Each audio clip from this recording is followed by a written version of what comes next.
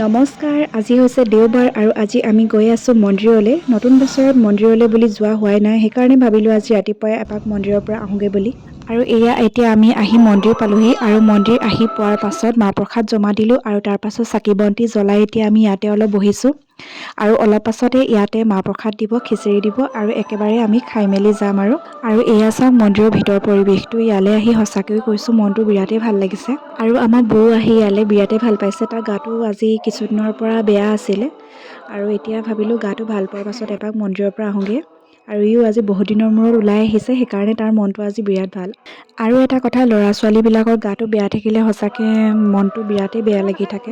আৰু এতিয়া বহুত দেৰি ৰখাৰ পাছত এতিয়া ফাইনেলি প্ৰসাদ আহি গ'ল আৰু এতিয়া প্ৰসাদ দিয়াৰ পাছত খিচিৰিও খালোঁ আৰু খিচিৰিখিনি খাই সঁচাকৈ বিৰাটেই ভাল লাগিলে। আৰু এতিয়া আমি খাই বৈ ওলাই আহিলোঁ মন্দিৰৰ পৰা আৰু এতিয়া ঘৰলৈ গৈ থাকোঁ। Bye bye.